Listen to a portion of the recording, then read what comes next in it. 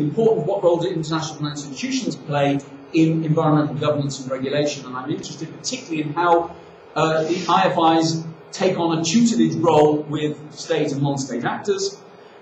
Is there evidence of increased state capacity in reform, and how effective is donor capacity in strengthening multi-level governance? Okay, very briefly, just to say a little bit about, we look, as I say, about the road building, Corridor 10 in Serbia and Corridor 5C through Bosnia and Herzegovina. We use combined methods, quantitative, qualitative, and we do a lot of work at these public hearings. We attend, the research team attends public hearings, and we hold focus groups after the public hearings where citizens come together, hopefully with NGOs and state actors in the process of dialogue.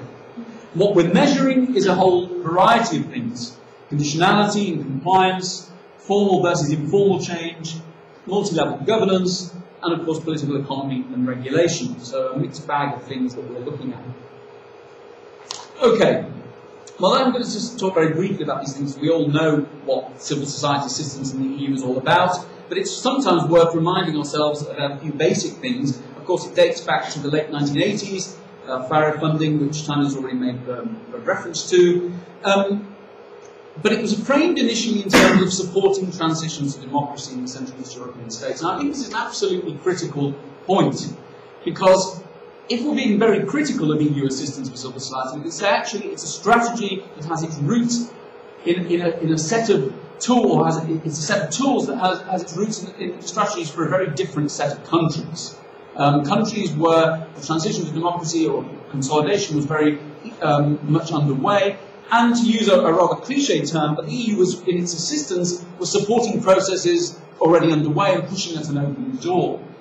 When we move, of course, to the Western Balkans, when we talk about post-conflict reconstruction, weak states, we have to re-examine some of these and remind ourselves that somehow, although there have been changes made, the strategy really is more or less, in its foundations, the same as the FARA funding of 20 years ago.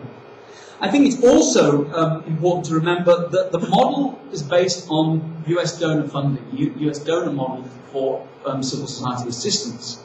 Short-term projects, project management know-how, building that sort of capacity, which really has its fingerprints over much of the initiative. Now, there is a shift that we can see from the early 2000s, if not slightly before, where we get talk of good governance, and civil society is now funded and supported within the framework of good governance. In other words, it becomes an instrument, civil society actors become an instrument of a series of accession initiatives or objectives, primarily about good governance. Now, it's a subtle shift, because actually it's still a strong civil society is still a value in itself.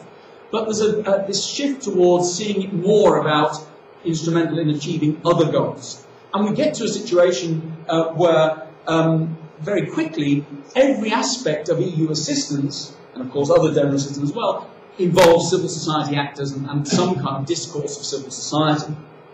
But what it really amounts to is civil society equals support for NGOs in the context of policy development, knowledge, and, as we're hearing here, increasingly implementation as well. Again, I don't know why I need to put this up, but to very quickly remind ourselves why NGOs are so important. Well, multi-level governance, it's good governance, it's what seemed to be a good way of developing inclusive and effective policy, but it's about knowledge, it's about new knowledge. And I think the EU, certainly in my research here in Brussels over a number of years and discussions, that the new knowledge bit is very, very important. And I think it's also, of course, I like this very cheeky idea of a kind of civil society activity, but it's certainly something that we should think about.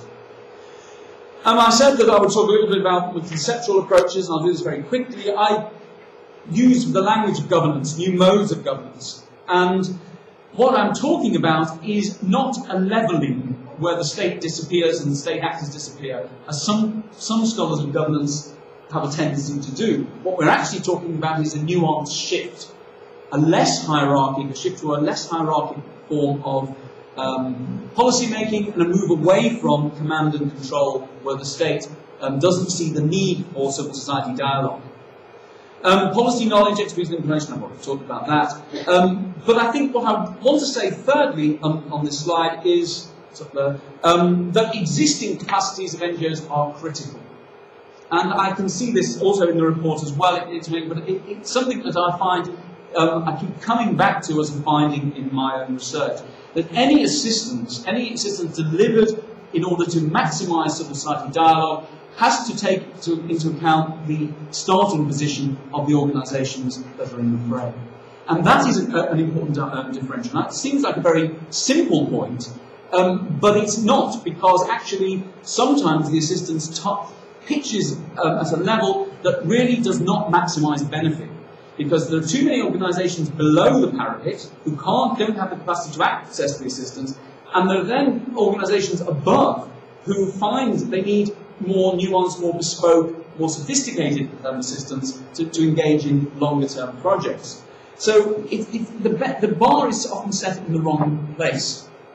The other thing, and there again with an international relations or politics hat on, that what we have a tendency to overlook is that the success of any civil society assistance is dependent on state capacity, the capacities of the state. And we talk, certain colleagues that have worked on, like Tanya Versel and others, we talk about the idea of this kind of double weakness, that civil society is weak and the state is weak. And therefore this perpetuates state weakness. And it's about moving beyond that conundrum and delivering and understanding the impact of civil society assistance in that context. And I just talk at the end there about principal agents. This is my sort of approach, which has a leanings towards rational choice theory, or I'm not rational choice theory at all. But you know, looking at understanding why dialogue works, or the conditions in which dialogue works. It works most effectively when there are incentives. The state has to recognise, whether it likes it or not, there is a need to engage NGOs and civil society. And of course that is very closely tied to the progress of enlargement and a whole host of other things. But the lessons from Central and Eastern Europe, particularly the Czech case with which I'm most familiar, is the government agencies, ministries began to talk and seriously to NGOs when there was an incentive to do so. When they were not fearful of agency capture, they didn't feel that talking to NGOs would result in them somehow losing too much power, but they could recognise a benefit. And that also works, of course, for NGOs. They fear that if they're going to be colonised or they're going to be co-opted or compromised ideologically by sitting down with government and ministries, then they're reluctant to do so. If they can see the tangible benefits and they can see a willingness to an open dialogue and an effective dialogue, then they will be more likely to do so. And finally, before we get on to some findings, I talk a lot about this transactional activism, or transactional activism capacity, and I wish I had invented the term. I'm pretty annoyed that I didn't, but it was done so by two fantastic scholars, Petrova and Sidney Tarrow, who, in this article a couple of years ago, and they say that transactional activism as a framework for understanding civil society dialogue and civil society assistance, they define it as the ties enduring and temporary among organised non-state actors and between them and political parties, power holders and institutions. And why it's important is because it shifts our understanding of the role of civil society NGOs away from an obsession with participation and mobilisation towards this critical interaction that we're talking about here. Now you might think, well, that's very obvious, that's what we're talking about, but if you look at much of the academic literature on civil society assistance, it was obsessed, as I say, with participation, and we didn't really understand what was going on in this black box or behind the scenes, and the effectiveness of NGOs and civil society actors. Well, okay, enough of all of that, and let me just get on with some findings. Could I just have a little bit more water, please?